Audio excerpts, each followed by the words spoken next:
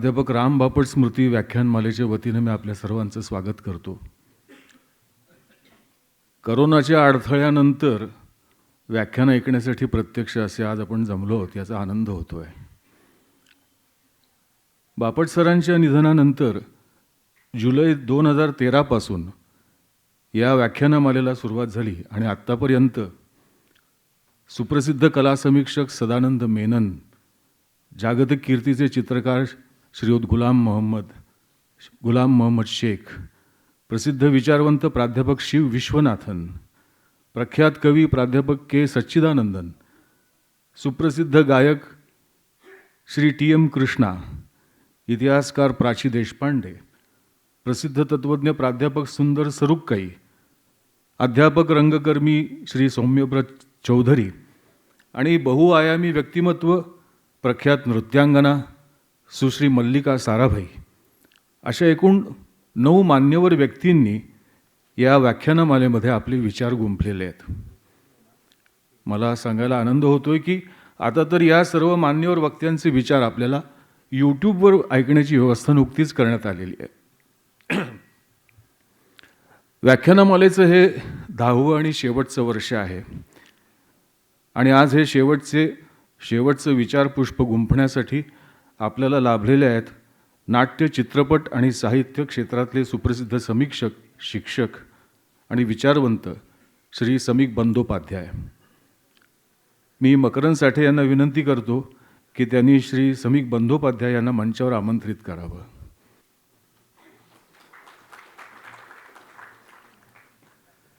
प्राच फाउंडेशनच्या संचालिका श्रीमती परिमल चौधरी यांना मी विनंती करतो की त्यांनी समीक बंदोपाध्याय यांचं पुष्पगुच्छ देऊन स्वागत करावं.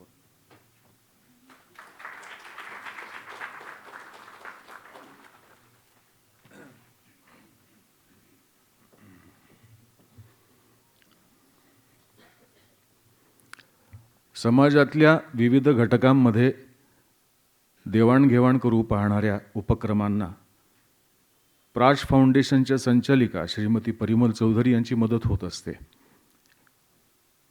या व्याख्यानमालेची कल्पना सुचल्यापासून आत्तापर्यंत ती कार्यान्वित करण्यासाठी त्याच्या आयोजन नियोजन प्रक्रियेमध्ये आम्हाला आज फाउंडेशनचं अर्थपूर्ण सहकार्य लाभलेलं आहे. आत्तापर्यंत सहकार्य लाभलेलं आहे. या व्यतिरिक्त साधना साप्ताहिक, पाक्षिक परिवर्तनाचा वाटसरू, मासिक आंदोलन शाश्वत विकासासाठी, सर्व मराठी आणि इंग्रजी वृत्तपत्र, त्यांचे संपादक, वार्ता प्रतिनिधी, All India Radio Pune station यांच्याकडूनही जसं सहकार्य लाभलं तसंच ते आमचे सर्व मित्र, ज्ञात अज्ञात व्यक्ती, संस्था आणि दरवर्षी उत्सुकतेने आपल्यासारखे इथे उपस्थित असणारे रसिक प्रेक्षक, बापट प्रेमीजन, अशा सर्वांकडूनही ते लाभलेलं आहे. या तुम्हा सर्वांच्या सहकार्याशिवाय प्राध्यापक राम बापट स्मृती व्याख्यानमाला त्याची दशकपूर्ती शक्य नव्हती, हे मी इथे नमूद करू इच्छितो. आम्ही दोघं तुमचे आणि व्याख्यानमालेतल्या सर्व वक्त्यांचे मनापासून आभार मानतो, सर्वांना धन्यवाद देतो. आता मकरंद साठे यांना मी विनंती करतो की त्यांनी ही व्याख्यानमाला सुरू करण्यामागची भूमिका आणि तिची दशकपूर्ती या संदर्भात बोलावं आणि त्यानंतर आपले प्रमुख वक्ते श्रीयुत समीक बंदोपाध्याय यांचा परिचय करून द्यावा. मागच्या 3-4 व्याख्यानांपासून सुरू असलेल्या प्रथेनुसार याही वर्षी अध्यक्ष असणार नाही, अध्यक्षीय भाषण असणार नाही.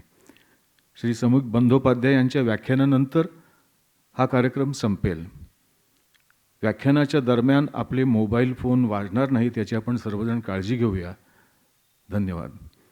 नाव I request to Makarand Sathe that kindly brief the function of installing this memorial lecture series completing 10 years and then to introduce our honorable speaker Mr. Samik Bandyopadhyay. Makaran Sathe, please continue.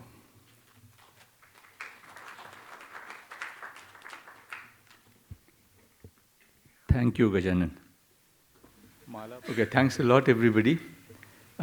This is the 10th year, so many of you might have heard this introduction, so I won't repeat it at length. But Professor Bapat was one of the extraordinary intellectuals, a versatile genius intellectual, I would say. I don't kind of remember an intellectual field that was not close to him. My association with him was of more than 30, 40 years, and Gajanan's also.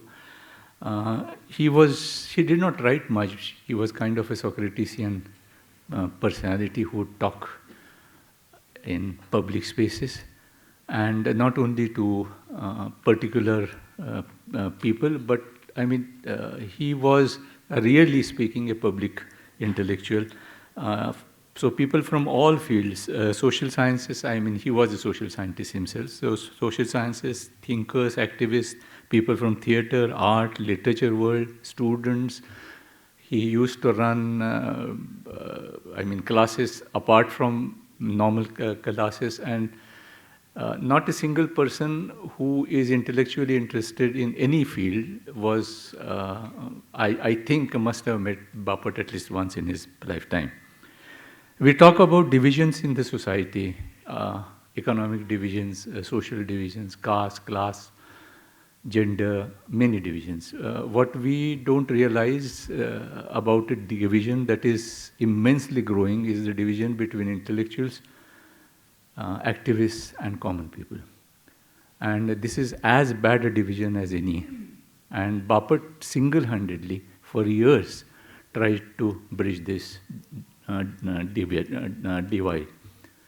After his death, we felt that gap. We don't have the capacity to fill it. So the only way of trying to continue that legacy was to call people from all over India. Unfortunately, we can't afford to call from abroad, but at least from all over India, due to Praj, we have been able to call. We have been able to call people who share this wide and deep worldview that Bapat had, and in a sense, continue this legacy over last 10 years. The three major concerns of Bapat, most close to his heart, were the social, the political, and the creative. So we ask every speaker to choose his or her topic according to his or her choice, but that topic should stand on this tripod. Praj Foundation, as Gajanand said, but those who do not understand Marathi, has been right from the start, just one phone call, because she was also close to Bapat. So one phone call was enough for taking care of our financial worries over the last decade. So I thank her again, and Praj Foundation. When we started this endeavor, we planned for only 4 lectures in 4 years. That was because we had decided that only 2 of us individually will organize this series. Bapat was associated with many organizations, from Ukraine, from socialists to communists to Gandhians to, all sorts of organizations. So we did not want to bring in any specific agenda. We approach everybody, and everybody is our friend, and many people have helped us individually in this endeavor. But we did not want any organization to dominate. So we thought that only 2 of us individually will run this series. We knew our capacities as organizers. So we thought that we would do it only for 4 years. And we had approached Praj with the same intention. They had also promised money for 4 years. After 4 years, we had such fabulous speakers and such fabulous audience that we thought that we would continue it. But we would take it year by year. We didn't plan, we didn't have any great ambitious plans. And it has been continuing now for 10 years. But now, I think it is time to stop. One of the reasons being that Praj, they must have their own valid reasons, have stopped funding us. But second, even more important reason is that now, after living for so many years, we have realized that any activity of this kind loses its vigor, loses its freshness after a decade or so. Our very senior and close friend, Dr. Sriram Lagu, used to say that every theatre group should stop working after a decade, giving way for new theatre group. So, following his example, we have planned to stop this series. But of course, we would very much welcome if anybody from the new generation wants to come and take this baton ahead. We are there always to help and share our experiences, try and suggest and get our friends to speak here. So I, in a sense, request any new generation person to approach us, and they can continue this series. We would be extremely happy. So this year being the last one, we really wanted someone special to speak on this occasion. And we have been extremely lucky to get the eminent theatre, film and art critic, teacher, thinker, and a very close senior friend, Mr. Samik Bandyopadhyay. Anybody has any important thing to share, please come here. Otherwise, please shut the phone. Today he will be speaking on a very interesting topic, the observer in the performance space. Samik Bandyopadhyay is one of the most erudite critics and thinkers in general in the country today, but especially in the field of theatre, film and literature. He is also an editor, a writer, and as is virtually the norm, all great people are extremely humble. And so when I requested him to send me a few lines as to how I should introduce him, he sent me exactly 2 lines, nothing more than that. But I don't think he needs any more introduction than that. So I will just add a couple of lines of my own and tell you what exactly he is. And more than that, his speech will be his own introduction. I first met him in 1993, 30 years back at Panhala. That was at an occasion of a conference that was organized by Theatre Academy. I have an inkling that that conference was organized, many Theatre Academy stalwarts are here, to discuss why playwrights and directors of my generation were failing to carry their legacy forward. So, but anyway, the high point of that conference was what Samik was present there, and he spoke on the last day. And that time we realized that how wide and deep can one go in understanding of theatre and films, and how he related it to the socio-political environment of every region in India and even abroad, and had extremely deep and knowledge of many parts of theatre, theatre from many parts of India, especially considering that Marathi writers and Marathi critics are not so well exposed to the outside world. I think we are a bit parochial.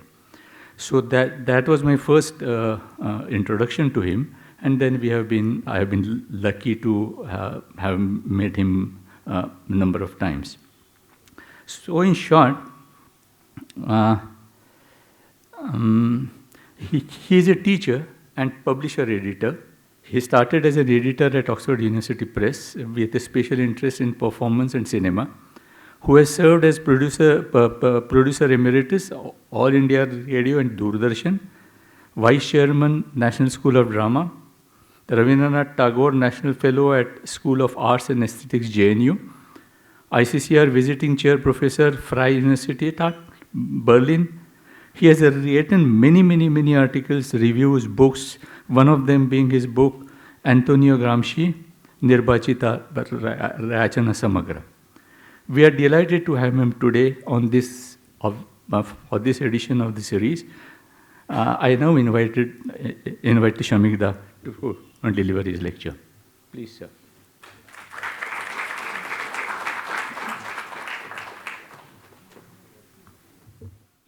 I'm deeply indebted to my friends Makarand and Gajanan for having asked me to deliver this lecture in memory of Dr. Bapat.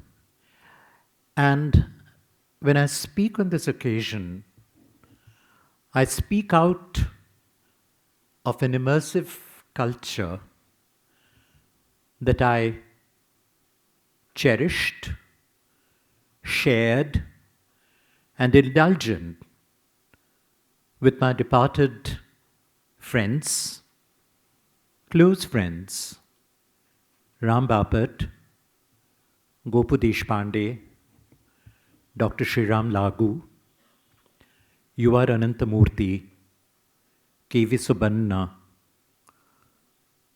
Girish Kannad,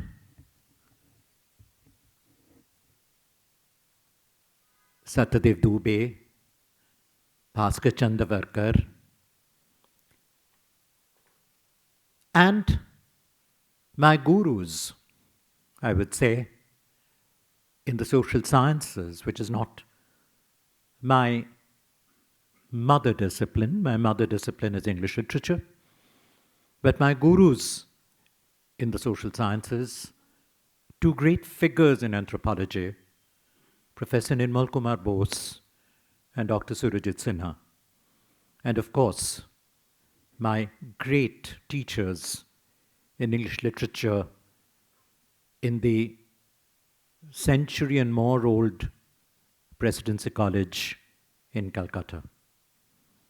It was an immersive culture, and a culture that allowed us to step beyond our academic, cultural, class, language, region limitations, always reaching out, trying to touch, trying to connect.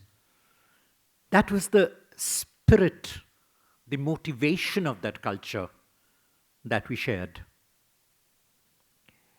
And even as we grew into this culture and tried to expand it, spread it, reaching out continuously, one of the first provocations or interests, I would say, for us in our generation, which came into youth in the 1950s, post-independence, the dreams of a post-colonial independent world opening up, and almost immediately, within a decade, or even less than a decade, squeezing in, atrophying, and to feel the pain, the hopes, the aspirations, the burgeoning of things, and the slow erosion taking place before your eyes, your very eyes. And a sense of a desire, maybe, not even a sense, to do something about it, to get into the act, save whatever we can. And this takes quite a lot of us to become carriers of that immersive culture. Build upon what? A culture. And for me, a culture is a construct of memories. Memories that you allow to seep into your system, into your feelings, into your everyday living, the way you practice and live life. These memories you work into that life system and try to grow out of that, develop out of that. So, when we start thinking in these terms, I try to go beyond literature. The words, the magic of words. Look into performance. For I've always felt, in my deep reading of literature, my father was also a teacher. I wanted to be a teacher all my life. When I entered the teaching institution, it had already started tottering and crumbling. When I started teaching, I found the structure crumbling, shaky, copying in examinations. I had this terrible experience. One of my early teaching assignments, teaching English literature and teaching drama, was at a university which was literally, physically located in the house where Rabindranath Tagore was born, where he lived, where he grew up, and where he died. I lectured in the classrooms where physically Tagore had walked, played as a child. And these spaces he recalls, he resurrects, he recreates in his memorial writings. I stand there and I teach. And then when examination time comes, I'm assigned to invigilate in that space, physically that space. And I find my students copying. And my vice chancellor comes in when I'm disturbed, and she tells me officially, formally, you have to allow them to copy. That's happening all over.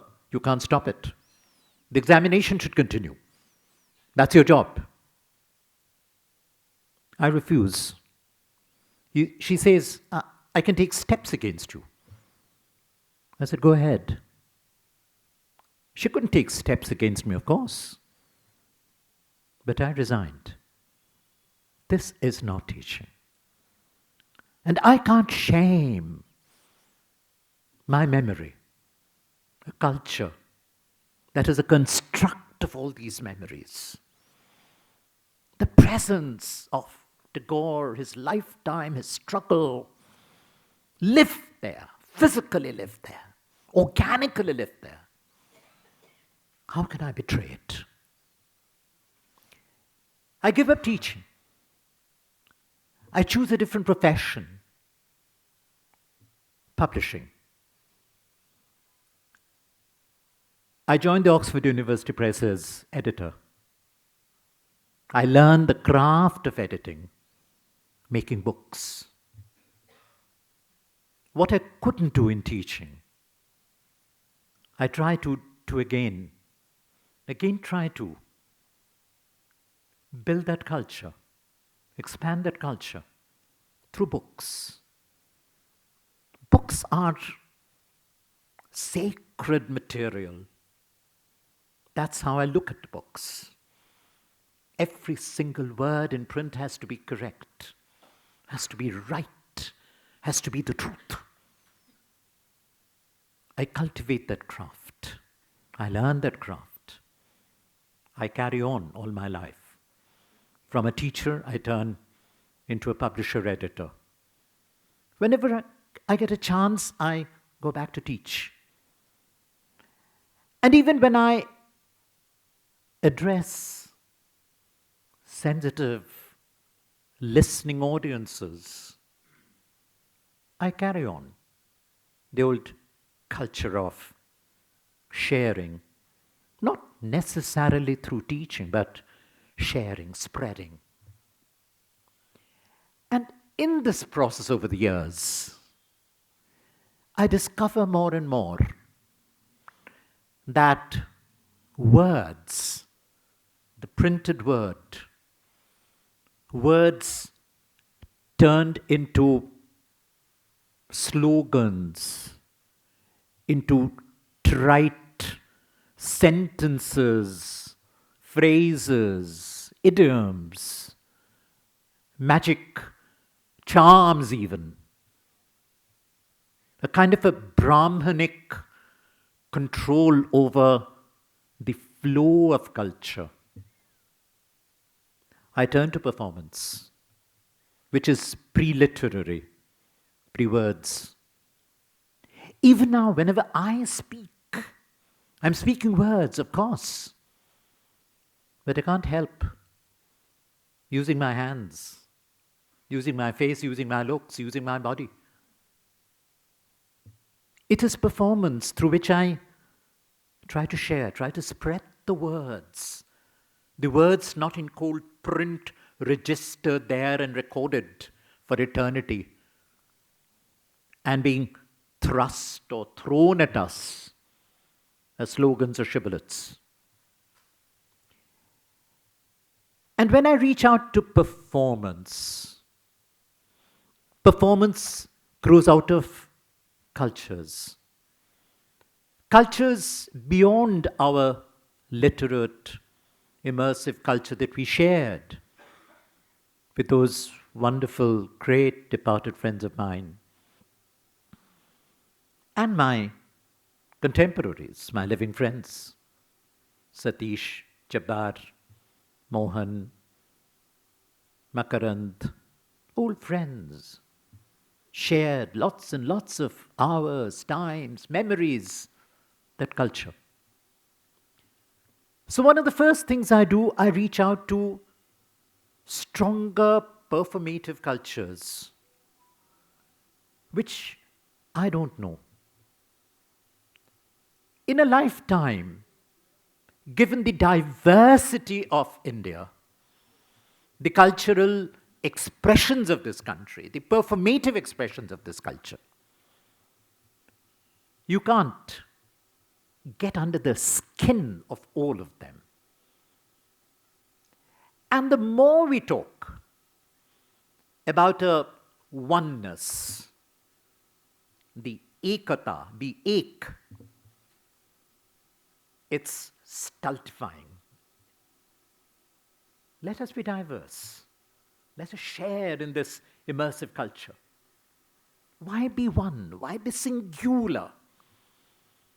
Singularism means a kind of a dictatorial power at the top, which controls and standardizes everything into a singular thing, into oneness. So I go to Manipur, I go to Karnataka, I come to Maharashtra, I go to Kerala. I'm 83 years old and I can say that these are the 4 non-Bengali cultures that I've tried to touch, know, penetrate as far as I can go. Ensure that these experiences, the literary, the performative, that they travel to my culture, my original culture in Bengal, to relate, to connect. So in a lifetime, I can't touch, know, experience, connect in whatever little way. There would be limitations, of course. Barriers of bhasha, of course. But still, at least 4 different regional cultures where I find my place. I live, I feel, I can breathe. These 4 regional cultures with the histories, and I try to probe into the histories, into the culture. And my entry point becomes performance. I love sharing this wonderful experience. Back in 1978, it was the 80th anniversary of Bertolt Brecht. This happens to be the 125th anniversary of Bertolt Brecht. And the 80th anniversary was being celebrated in a big scale in Calcutta. And that was the first time Teen Paise Cha Tamasha was invited for this festival. And I was part of the planning or organizing committee, which was initiated by the German Cultural Center in Calcutta, which had a very enterprising director and a cultural manager. So I was part of the team. So when we decided that Teen Paise Cha Tamasha would be invited as part of the Brecht Festival, we planned and organized that we could also watch Kashiram Kotwal and Mahanirvan. And I remember the first time I saw Mahanirvan was with Satish and Chandrakant on stage, and Jabbar, who is present here, Jabbar sitting next to me, interpreting Mahanirvan for me. Because Ghanshiram and Teen Paise Cha I knew as texts in English. Ghanshiram had already been translated. So was Teen Paise Cha was, of course, Rupini opera. We had all read it almost as a textbook. But this was a new play and a new playwright about whom we didn't know anything in Bengal. So Jabbar was kind enough to sit next to me and interpret it for me. And as we came out of the Maharashtra Nivas, a kind of a guest house and a complex for the Marathis in Calcutta and for Marathi visitors in Kolkata, they were staying there, all of them. And as we stepped out of that place and we went on talking, Satish and Chandrakant had come out, taking off their garbs. And as we continued, Jabbar said, why don't you join us and let's go where we are staying. So we went there and we went on chatting throughout the night. At 2 o'clock in the night, we discovered that it had been raining like anything in Calcutta and the entire city had been waterlogged. So we cooped up in that place. It's all part of history now, and whenever we meet, we share that history. And that is culture. And a culture in performance where a play being performed just doesn't remain a performance of a play in a stage. It becomes a spreading out, reaching out to other people, other languages, other cultures, and we share it through the night, the rain, next day, walking in knee-deep water to where we could get in any transport. And these memories stay with us. And these memories become constructions. And I get attached to Maharashtra. I form friendships, which have been lifelong friendships.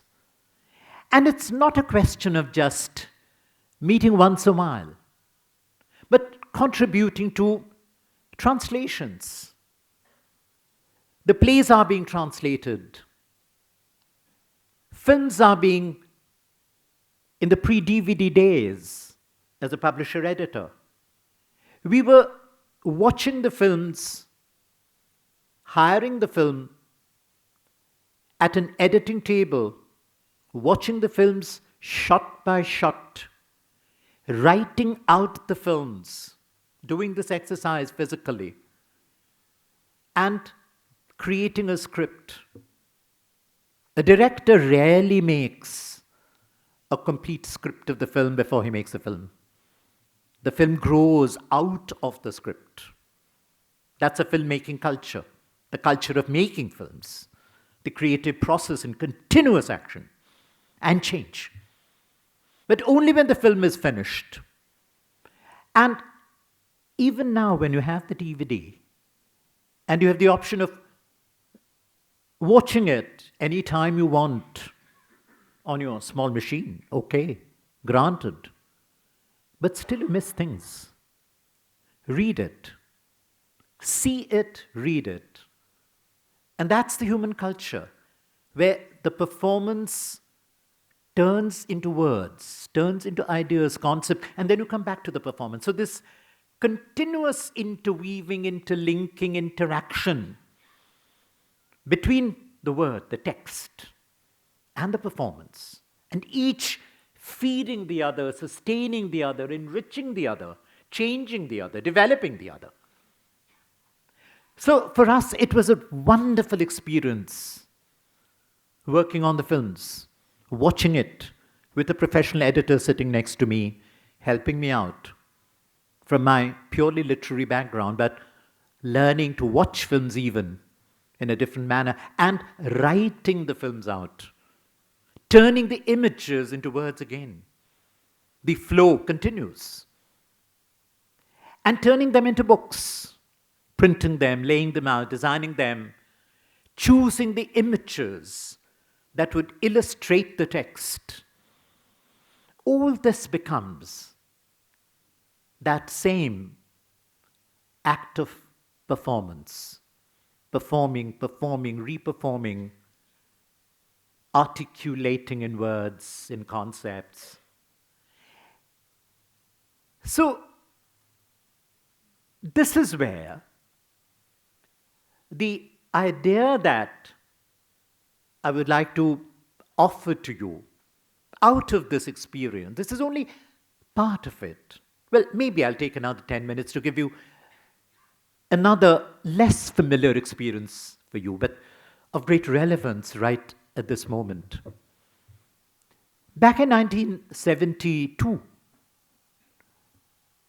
a friend of ours, again a departed friend, a very dear friend, Rajinder Paul in Delhi, was publishing a magazine called Enact, a quarterly magazine. And every issue, it was an exclusively theatre magazine in English, beautifully designed and laid out. You can see copies maybe in archives.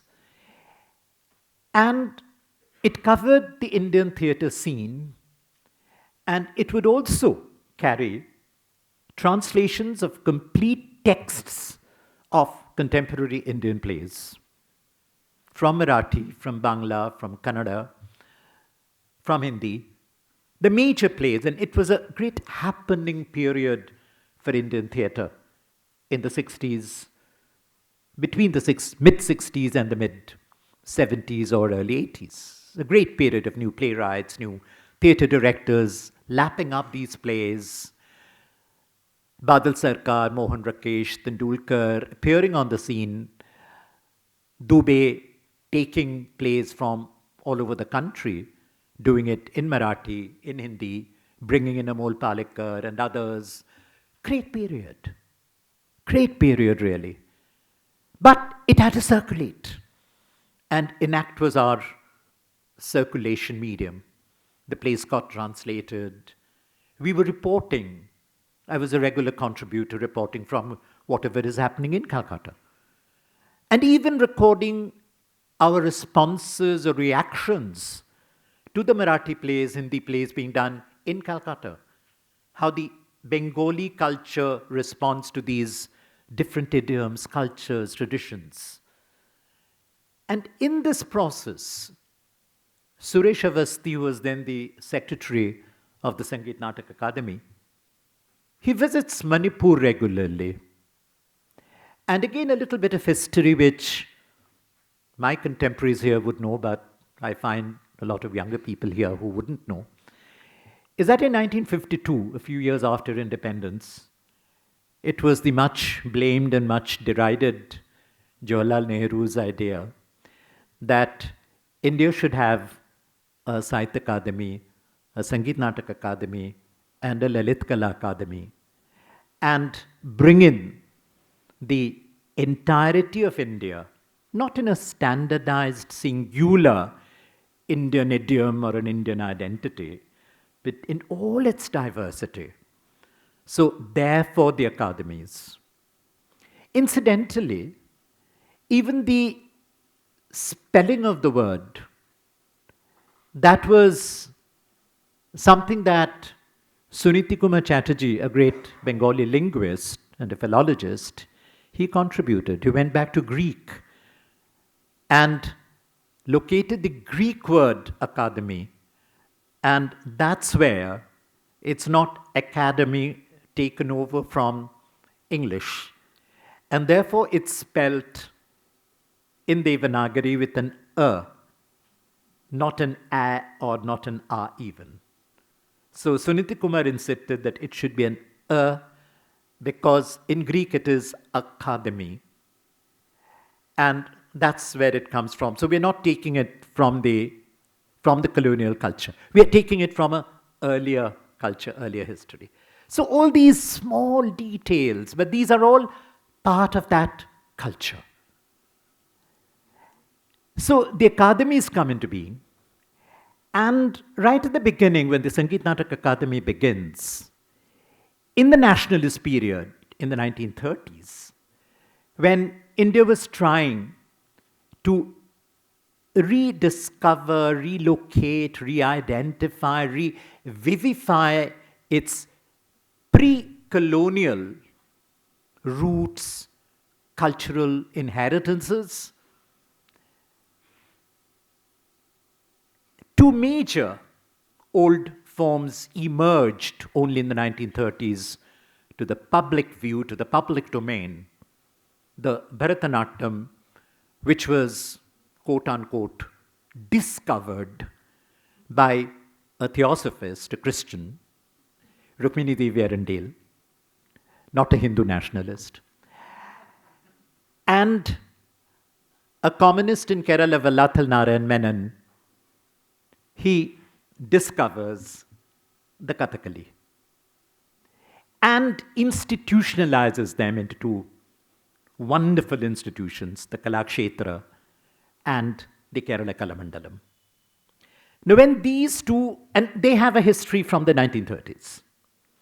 So, in the 50s, when the Sangeet Natak Academy comes on the scene and Nehru prods this whole cultural rediscovery of a post-colonial India, an independent India, a new India, the need, a kind of a geopolitical need, I would say, to locate other such representative traditional cultural forms.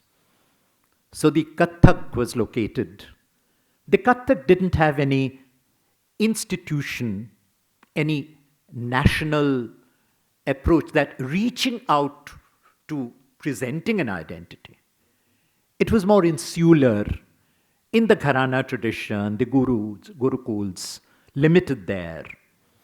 And there was a kind of a Brahmanic authoritarianism about that culture. So this had to be freed from there. So the Kathak Kala Kendra was set up in Delhi under the initiative of the Sangeet Natak Academy. Then the Sri Ram Industries came forward to support it. So the Bharatiya Kathak Kala Kendra became the Sri Ram Bharatiya Kala Kendra and became the center for Kathak. It was chance. And again, as I say, culture is a matter of memories. Memories construct themselves into culture. Part of that, Indira Gandhi had spent 6 months in Shantiniketan as a student. And the two dance forms that Tagore had discovered and brought into regular practice in Shantiniketan was the Manipuri Rasa dance and the Kathakali. So right from Tagore's days till now, there has always been a Kathakali guru and a Manipuri guru in Shantiniketan at the Kalabhavan, which is earlier it was just the Kalabhavan, now it's the Kalabhavan and the Sangeet Bhavan. It has been separated, the music and the visual arts. So Indira Gandhi had been exposed to Manipuri dance, so at that particular point of time, it was she who suggested the Manipuri end. And incidentally, the most familiar, the most widely known form of the Manipuri dance tradition is the rasa, which is a Vaishnava tradition centering on the child, Radha Krishna, love, etc., etc. It's only one small part of the larger, enormously large dance frame of Manipur. Just a small part of it, the rasa. And the Vaishnava history in Manipur is something that began only in the 18th century. When the Maharaja of Manipur, with the Vaishnav pracharaks going there, converted to Vaishnavism, and the rasa came into the Manipuri repertoire. But several other traditions in Manipur. So once Nehru comes to know of this and the academy people study the Manipuri thing, they set up the Manipur Dance Academy. And it's an institution set up by the academy. And if you now go, and I've been there so many times and had such wonderful experiences in the Manipuri Dance Academy, which was renamed after Nehru after his death only, not in his lifetime. It didn't happen in Nehru's time. Things were not named after him. Never. Never, never, never, never. So it was renamed after his death, quite a few years after his death, as the Jawaharlal Nehru Manipur Dance Academy, the JNMDA, as it is now known. But you walk into the campus of the Dance Academy and you see separate spaces, not halls, not constructions. You can call them akhadas. And the different dance traditions, and several of them, believe me, are from the Nagas, from the Mizos, from the Kukis. And these are separate akhadas, all located within the campus of the Jawaharlal Nehru Manipur Dance Academy. In 1972, on one of his regular visits, the secretary of the Sangeet Natak Academy, Suresh Avasti, he had to go to the JNMDA and take stock of things there once a year. He discovered a young, modern Manipuri playwright called N. Sribiran and a theatre critic, very articulate, who teaches history in the local college, Lokendra Arambam. And he was very excited with the plays, which he got English translations there. INAC devoted a whole issue to the Manipuri modern theatre. Manipur has always been, for neighboring Bengal, the place for the Manipuri dance and the Rasa dance. That is all the Manipur that we knew. So in 1972, it's a different, modern, contemporary Manipur, but deeply rooted in its own culture. The Manipuri plays were not like Mohan Rakesh's plays or Badal Sarkar's plays or Tendulkar's plays, not at all. But very original, very different and very powerful. And they had never been exposed to these plays at all. From old collections, because there was a period when Manipuris would go into higher education, they would come to Calcutta. And when the Manipuri Maharaja in the 18th century converted to Vaishnavism, Vaishnavism came to them from Bengal. So he changed the Manipuri Meitei script, the original script, to the Bangla script. So our generation in Manipur, people like Ratan Thiyam is younger than me much, of course, or Kanhaiya Lal, who passed away, closer to my age, they couldn't read the Meitei script at all. They could read only the Bangla script, Manipuri and Bangla script. For 200 years, the script had been taken away from them. And they'd taken it in their stride because they trusted the Maharaja kind of thing. That's culture. Now they've struggled over the last years, and now they have gone back to the Meitei script. So in 72, when these plays were translated, Manipur, a new Manipuri theatre opens out to us. And the Sangeet Natak Academy had the vision, had that feeling of the flow of cultures, of the performative culture, richer, more mobile, more flexible than the verbal culture, than the literate culture.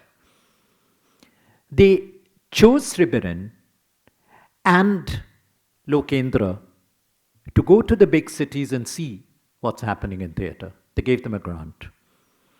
So they landed up in Kolkata with a message from Suresh that I should take care of them for 15 days and take them around. So I take the two of them to watch all the Bengali plays that are on, interpret the plays for them. As my Marathi-speaking friends had already started doing for me, so I was doing the same thing for my Manipuri friends. I take them to Shambhu Mitra, I take them to Utpal Datta, they meet them, they see the plays. And next year they invite me to Manipur for a literary conference. And I see my first Manipuri play, a play called Kabui Kayoiba, written and directed by Kanhaiya Lal. It's a magical experience, a haunting experience, which I'll never, never, never forget. I'll give you the experience because I can't ever forget it. And it was performance for me. I don't know the Manipuri language at all. It doesn't belong, as you know, to the Indo-Sanskritic or Aryan or whatever call it, the languages that we speak, whether it's Marathi or Bangla or Kannada or whatever. It belongs to the Tibeto-Burman group of languages, a completely different language. The sounds are completely different. I wouldn't be able to identify a single word of it. The play begins with 7 brothers and a fortress, not made with walls on the stage, with bamboo stalks. And you know what I discover later, and by engagement with the performance of Manipur, with the performative Manipur, is that for the Manipuri Meitei or Kuki gods they call Lai, L-A-I. For the Lais, they don't believe that gods can be kept cooped up in stone or brick or wooden buildings. How can you enclose a god in a closed space, in a wild space? So it has to be bamboo stalks, leaves, a little bit of a cloth, decorated, designed, beautifully designed pieces of cloth. So that is an open to the sky, of course. No roofs. That's the location of the gods. There are no figures made of clay or anything for the gods. No, not at all. You can't hold them in any material substance. So it's a piece of cloth, fabric, which you take in your hands, crumple it, give it a shape, and tie with some loose strings to give it the shape of a figure. And you put it in that little bit of a framed space. And that's all. That's your god. No models, no figures, nothing of the kind. Okay. So here too, these 7 brothers, active people, strong, and they have one sister, the typical fairy tale. And we also have a Bengali fairy tale of the 7 brothers and the 1 sister. So the same stories, but completely different origins. It never traveled from Bengal, nothing of the kind. The 7 and 1, 7 brothers, 1 sister. And there is a monster in the village who must have a human booty every day. So the village has to give the monster a human victim every day, which the monster eats up. So in the play begins with this bamboo stalk fortress, no walls, nothing of the kind.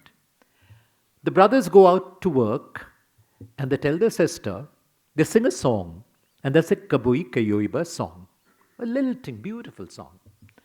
They sing the song and they tell the sister that when we come back, we are going to sing this song, and only when you hear this song, you are going to open the door. This song is the magic code, and you open the door. Otherwise, you don't. And this is a fortress, no one is going to enter there. So all the families in the village, they have given their victims. And that evening, that day rather, after they've gone out to work, the monster comes, and a woman has been offered to this monster. So the monster and the woman on stage. And the woman, trying to save her life, she tempts the monster, tells the monster, now there, within that fort, there is a luscious young woman. I'm old and thin and bony, but she's attractive. She's all flesh. You'll get more relish out of that. So why don't you grab her? And I'll teach you the song. So the entire play, pure performance. The woman fighting for her life sings that song and sings it beautifully. And the monster has to sing that. Only then the gate will open. And the monster, he can't sing. No monster is a singer. No monster can perform. The monster can only grab and eat and kill and destroy. That's monstrosity. And this woman, fighting for her life, sings. The monster tries to imitate it, can't, fails, tries to grab him. This is the whole theater that goes on. Completely on a piece of music, a song. Somebody trying it, and you see the performativity and the non-performativity. That is a drama, that is a whole culture in itself. Singing is something else. Performing is something else. The entire play goes on that level. Great drama. Till the monster learns it. From his greed, and he sings the song perfectly. It's a great moment theatrically and performatively. A completely different voice, a completely different look, but the same song perfectly transmitted. He sings it, the door opens, he grabs the woman, goes off. The brothers come back and they see the door open, the gates open, the bamboo gates open, and they realize what has happened. They stand there, silent for a while. Then they sing the Kabui Kayoiba song, the same song, but in a sad, dismal tone. The music has changed. The sound has changed. It's a different song now, but the same song, the words, the tune, the same, but sung completely differently. A different music altogether. The music of the pain, the loss, the failure, the shock of it, the horror of it.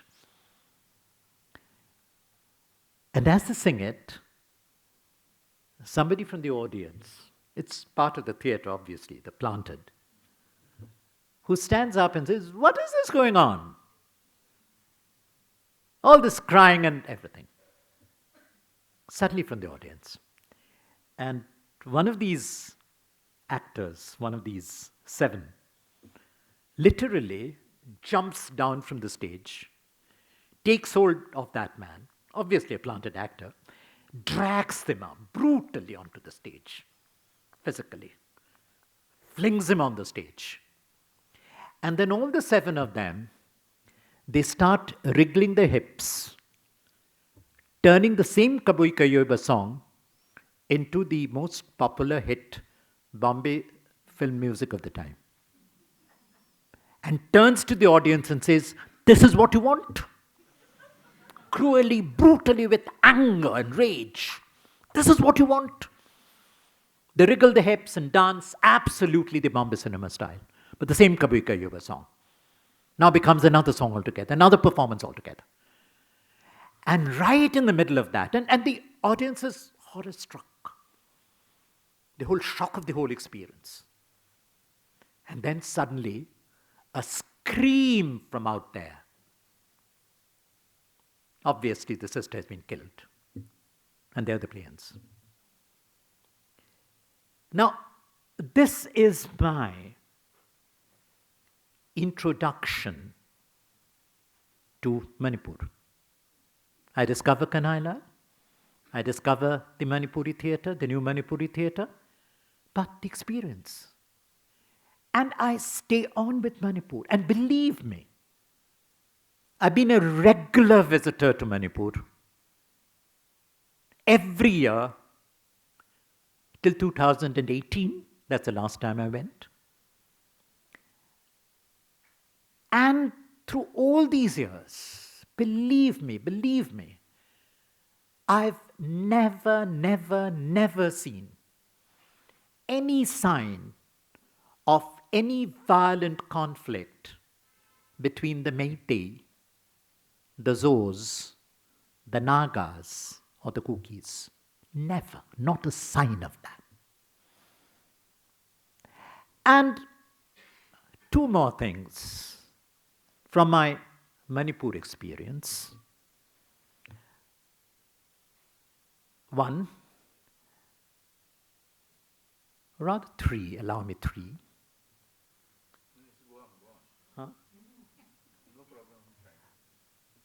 Allow me 3 instances of my Manipur experience, which is so living, and it's all about the performative culture.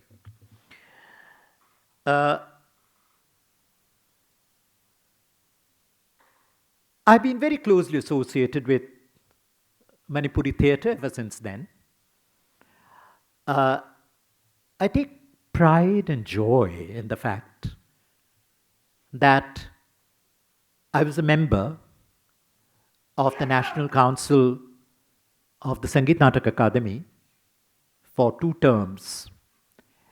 And in one of these terms, and they were wonderful, it was a wonderful time, a different kind of spirit, a different kind of culture, even in the Sangeet Natak Academy, even in the General Council,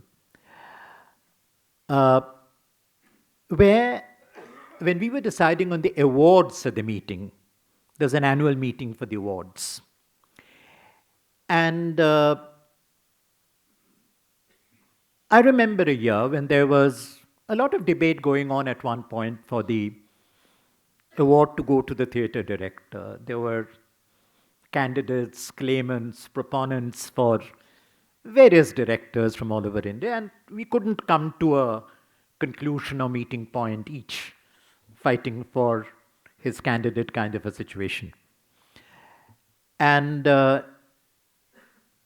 chairman of the meeting, I won't give you the names. So it often happened that on the theatre issue, at one point of the disputed debate, he would ask me to speak and give my view. That kind of a trust had come in there, with the other members also. So he said, "Shomik, what do you have to say?" So I said, "I have great respect for all the 2 or 3 claimants and candidates, but why don't we give a recognition to this whole experience of the Manipuri theatre the new Manipuri theatre has come in. We haven't given them anything. Ratan was a member of the General Council at that point of time. So I said this and I asked Ratan to go out because he shouldn't be part of this meeting. And that. So then I spoke about some of this in brief, of the magic of the Manipuri theatre and everything. Ratan had already appeared on the scene in a big way. So I said that Kanai, Ratan, their contributions are well known by now, but we haven't recognized the Manipuri theatre. The awards go to Manipuri dance gurus, etc., etc. So let's make a beginning. And I said, since Kanai started it, let the first award go to Kanai Lal, the first award to Manipuri theatre. So that is how, so I was instrumental in it. Next year, of course, Ratan got the award. The year after, Sabitri got the award. Sabitri, who had played in Kaboika Yoiba, that struggling woman, teaching the song to the monster, singing it in all variations, and then the monster picks it up. So that was my exposure to the great Sabitri. So this is one thing. And the other thing, which also has a relevance to the present moment. I remember an evening I was spending with Kanai Lal. And at that point of time, Kanai Lal was living in the heart of Imphal city. Later on, he moved out. He bought a space near the hills in the valley outside and set up his theatre space there. But when the time that I'm talking about, he was in his old traditional house, and the structure, and this is the traditional structure, all one-storied ground floor kind of thing. You have a living house, a living dwelling place, then a little plot of land, a kind of a lawn, and on the other end of the lawn, you have a mandapam.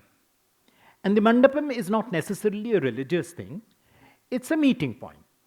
So you have the Rasa dance there, you have several social occasions there, you want to hold a music concert, a private concert, it's there. The mandapa is there.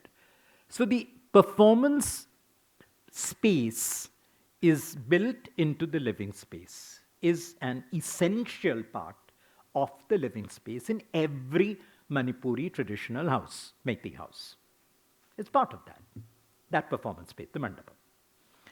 So we were sitting in the lawn, Kanai and me, Sabitri joined us, so the three of us were sitting together, and we were chatting, and Kanai was telling me that, look at all these houses, Shomik, around, all similar houses.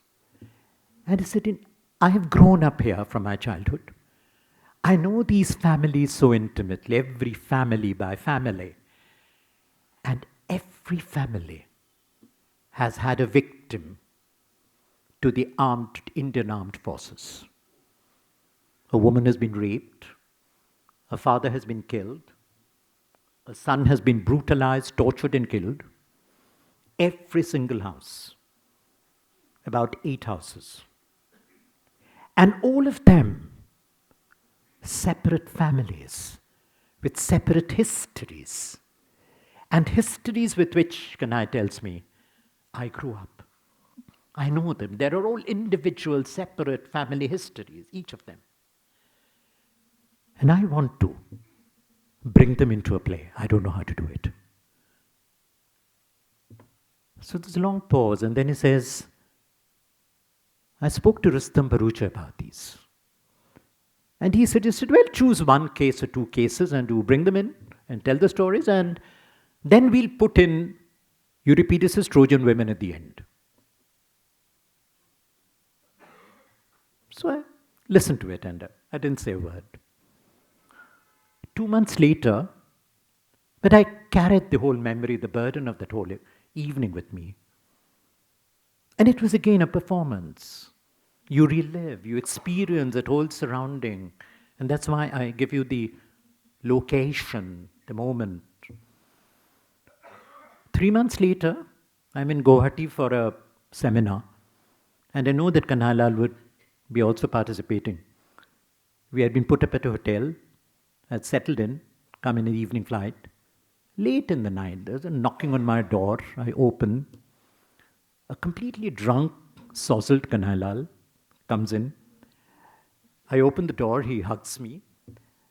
And I said, sit down, okay. And he tells me, Samik, I'm going to do that play and you are going to be my dramaturg.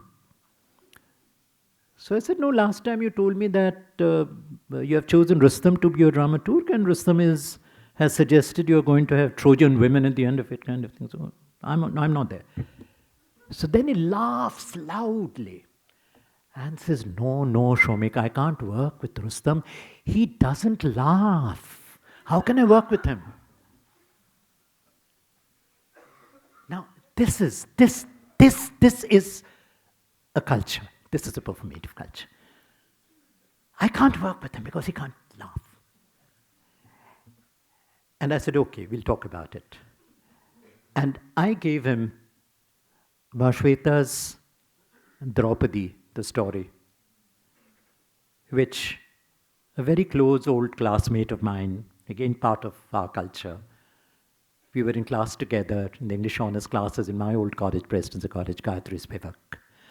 So Gayatri had translated it, and I had already been translating Mahashweta's works, and I had taken Gayatri over to Mahashweta, and the Gayatri-Mahashweta bonding began from there, because I was already working very closely with Mahashweta already, and I translated her works already. But Draupadi Gayatri translated, and later on I reworked it because there's some minor lapses, but still lapses in it, which I corrected with Gayatri's consent, and Gayatri acknowledges it in her writings more than once.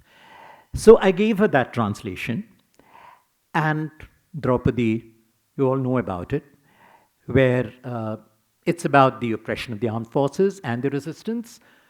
Savitri plays it, and Savitri acts nude at one point. It was quite a culture shock, even in Manipur. And some eyebrows were raised, and exactly 4 years later, you know, how the 14 Manipuri women, they stripped before the Assam Rifles gate and protested. So Draupadi came alive. I'll finish with this. So this is how, for me, as you can see, how performances, how culture turns into performances.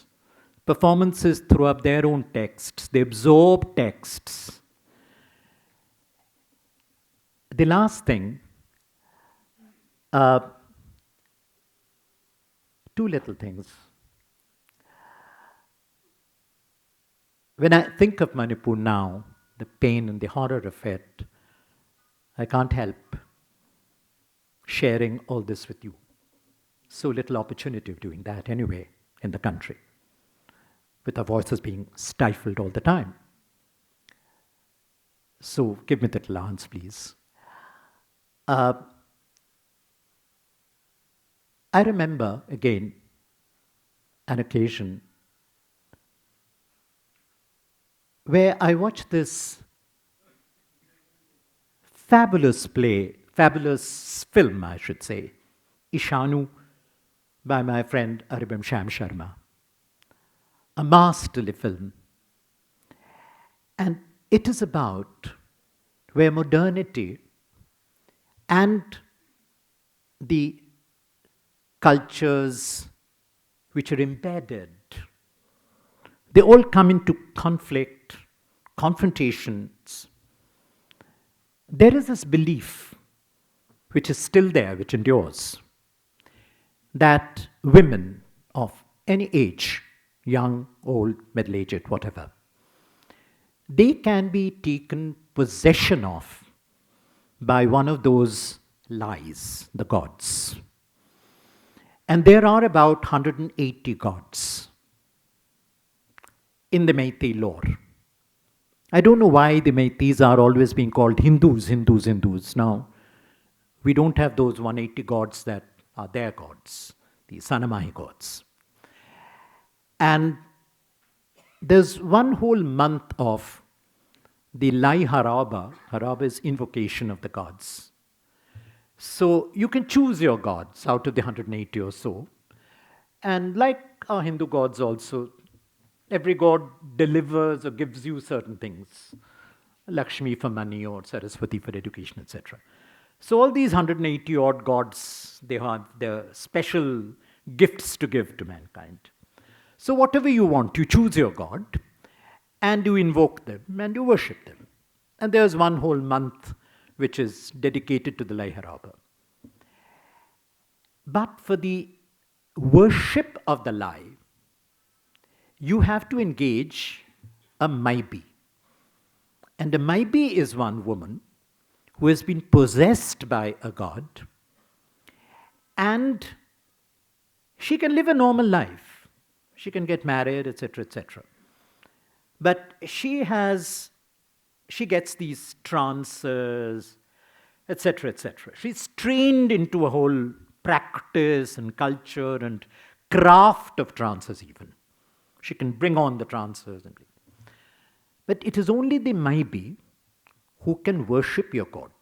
So for practical purposes, she has to be a priest, an actual priest who worships, who touches the god, who bathes the god, who gives things to the god, and enters the sacred space surrounding the god is only the Maibi. The other male worshippers, etc., they're outside that sacred space. Only the Maibi can enter there. So this film, Ishanu, is about a modern girl, a married girl, who gets this spell and goes into this thing. And traditionally, the family doesn't like it. So they try to practice all kinds of things to keep them away.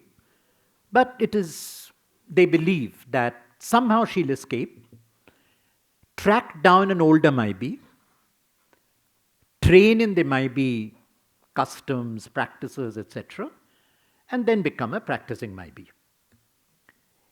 In the Maharaja's palace, which is still there, there's a register for these Maibis.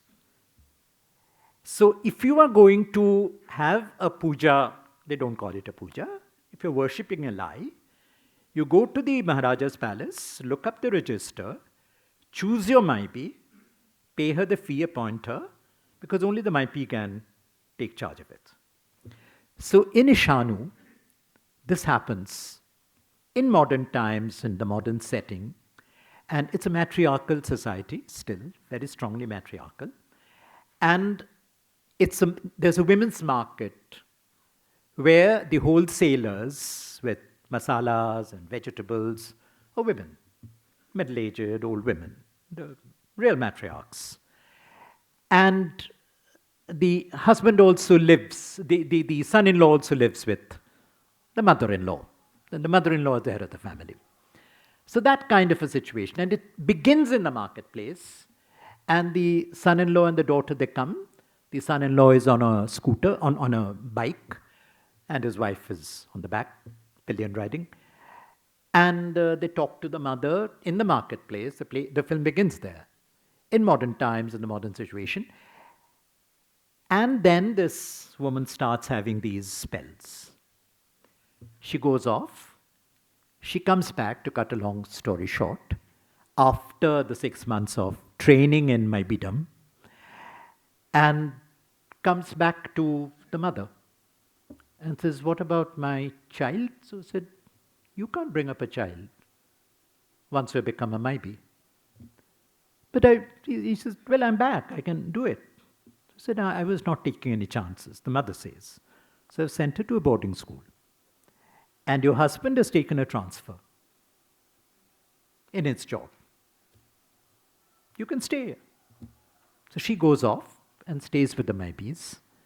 The climax of the film is, so she's a Maibi now, and she comes to this Lai Haraba, where she is taking part in a Maibi dance in celebration of a particular Lai.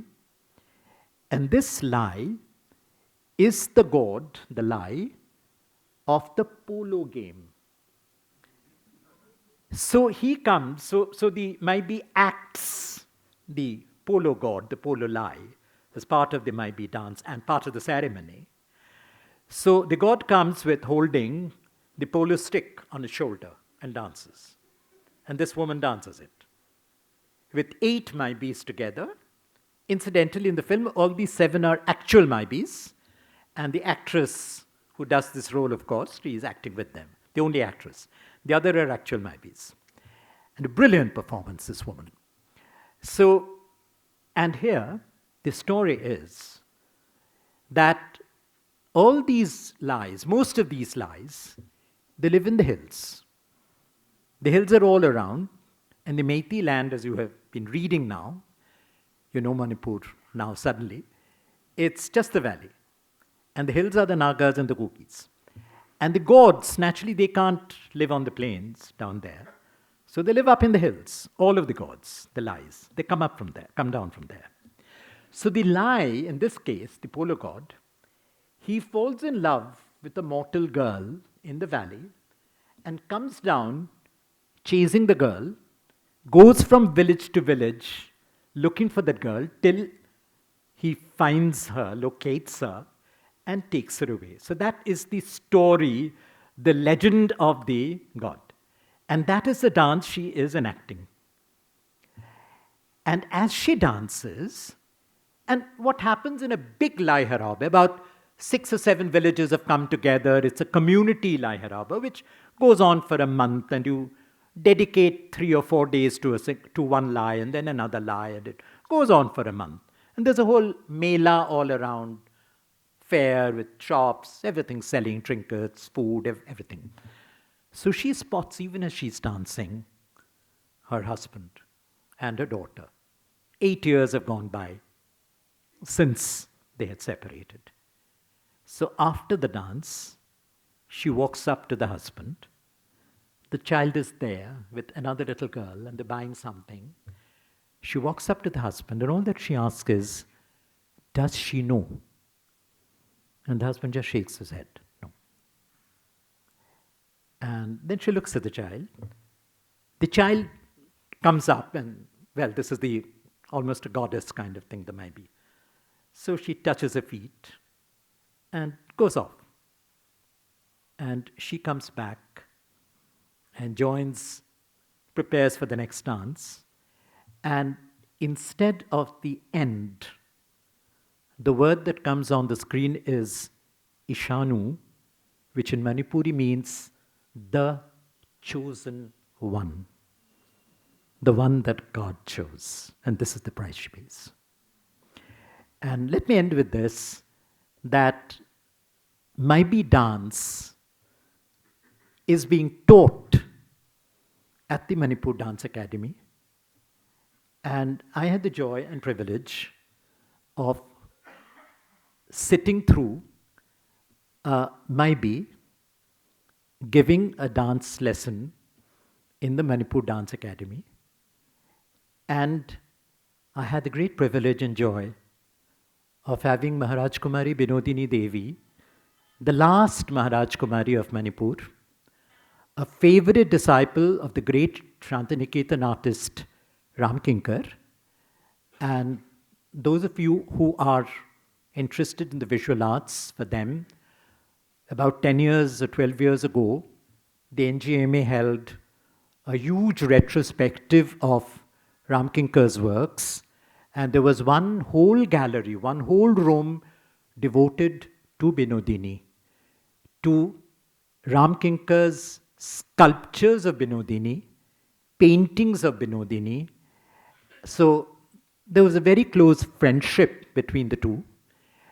And Binodini, I called her Binodini Di, because she had been in Shantiniketan. In Bengali, we elder sisters, we call Di.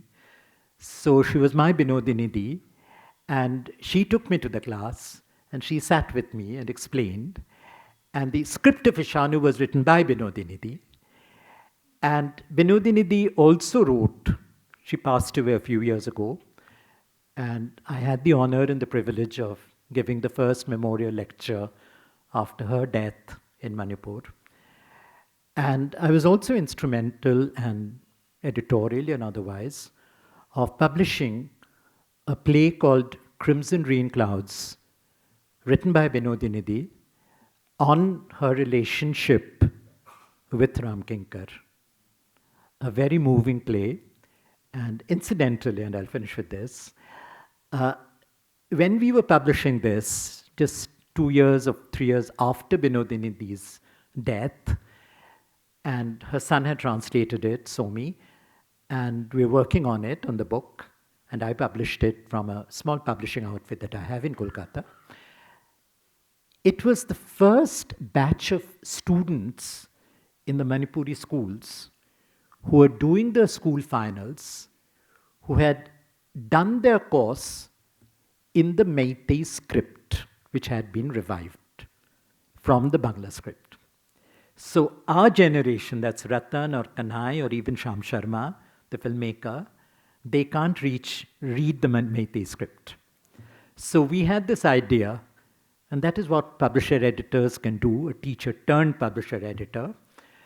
So what we did, we printed, so there's a whole English translation by Somi, Binodini's son. But before that, we give the Manipuri text, the Bangla script on one page, facing page, the Meitei script. So our generation will be reading the Meitei script for the first time and following it from the Bengali if they find it. So this is the only book ever published like this. So we have these two facing, and then the English translation.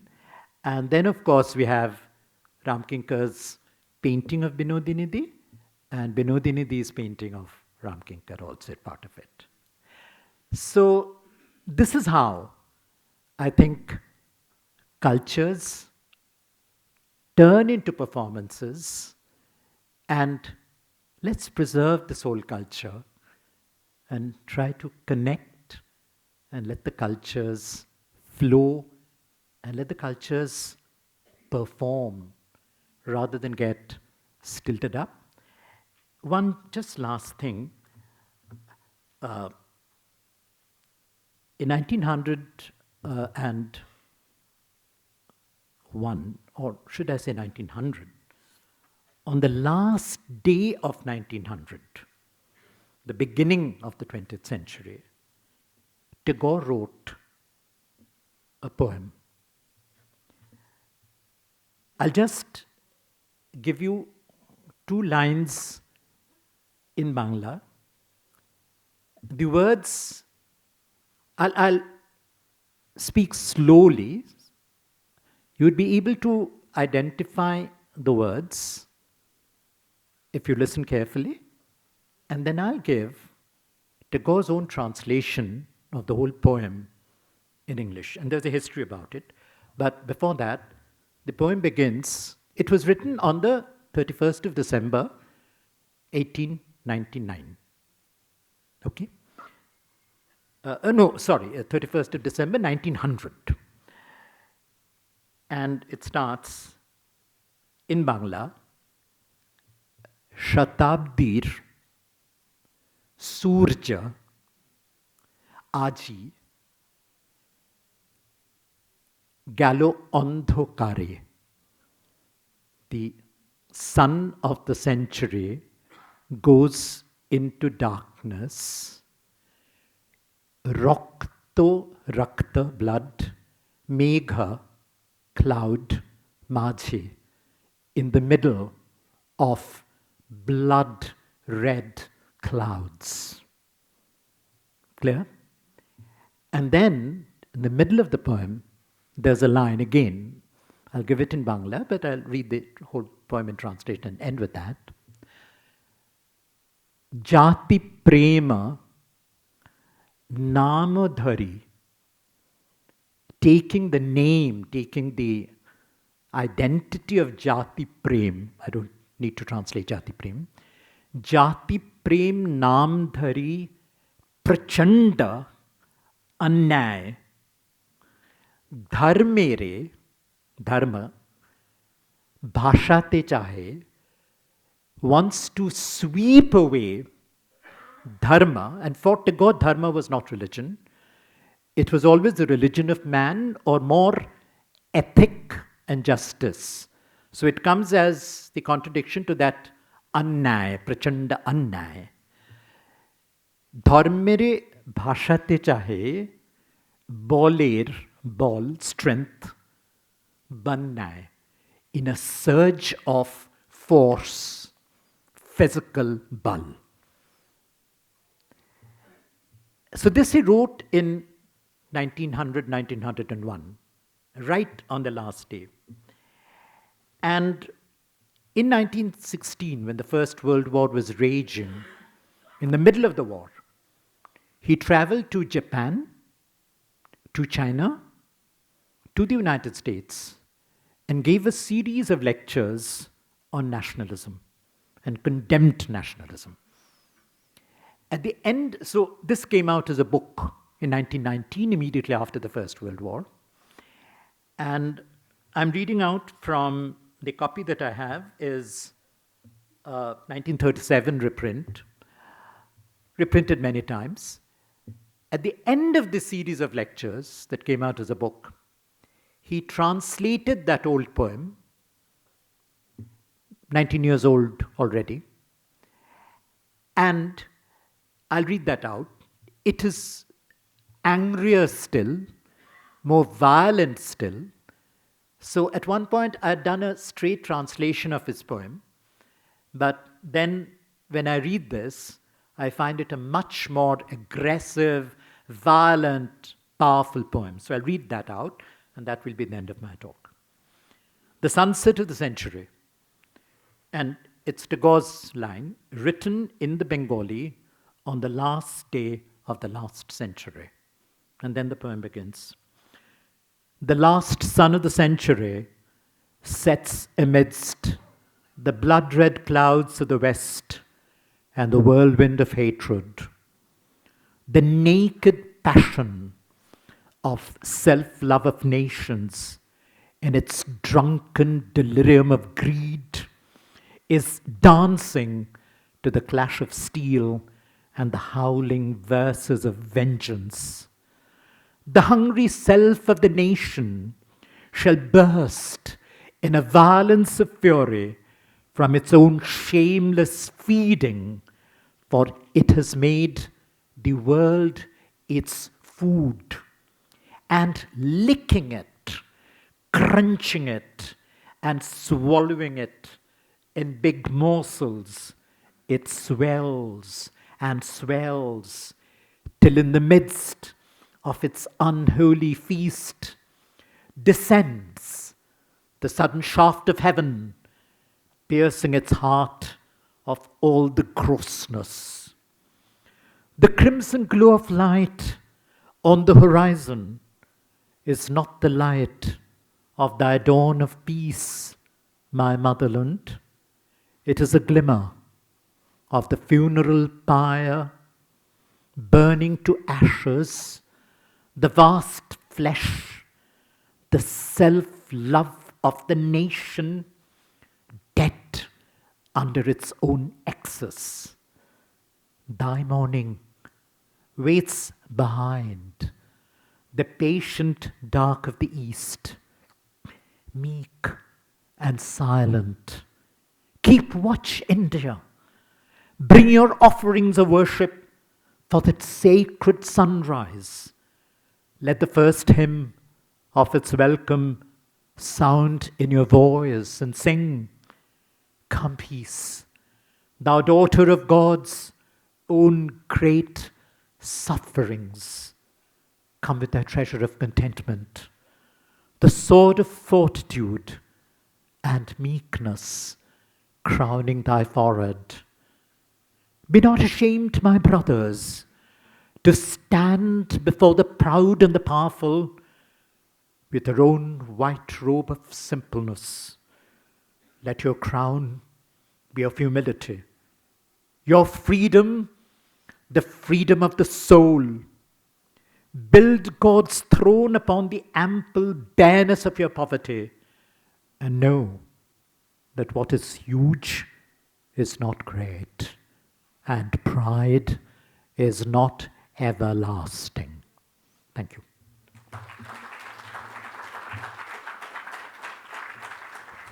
Thank you, Samikda, and I declare that the program is over. Thank you all for all that 10 years, and thank you.